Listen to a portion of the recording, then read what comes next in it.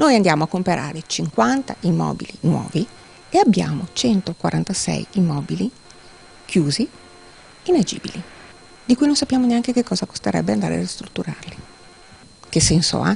Una domanda più che legittima che pone il consigliere vicentino del Movimento 5 Stelle Liliana Zaltron alla luce del piano acquisti 7 milioni di euro per il triennio 2017-2019 per incrementare lo stock abitativo di proprietà comunale annunciato dall'assessore Isabella Sala.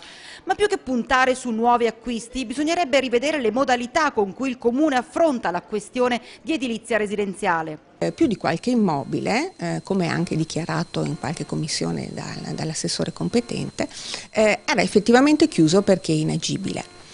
Al che la mia richiesta era: ma scusate, la gente chiede, ristrutturiamo questi immobili, perché se ci sono immobili che sono chiusi, inagibili, contribuiscono comunque al degrado di determinate zone dove sono presenti, perché va da sé la cosa, ma in più anche ovviamente non possono essere affittati e liberati per le persone che ne hanno necessità. Un doppio danno per l'intera città, secondo il consigliere Zaltron, e a nulla sono servite le numerose richieste di quantificazione degli immobili a disposizione del Comune. Ancora da febbraio del 2016 che chiedevo di avere una lista puntuale di tutti gli immobili, e febbraio, poi l'ho richiesta nuovamente a giugno, senza risposta. La mattina del Consiglio Comunale mi è arrivata una lista dove risulta appunto esserci 146 immobili chiusi e inagibili.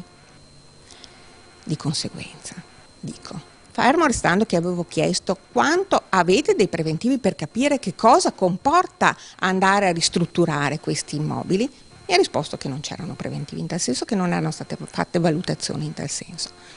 Insomma, le case ci sono, basterebbe sistemarle, ma nessuno a Palazzo Trissino si è preso la briga di capire quanto costerebbe metterle a posto e soprattutto nessuno, ancora una volta, pare rendersi conto delle condizioni di degrado che stanno interessando una perla del nostro Veneto, qual è la città di Vicenza.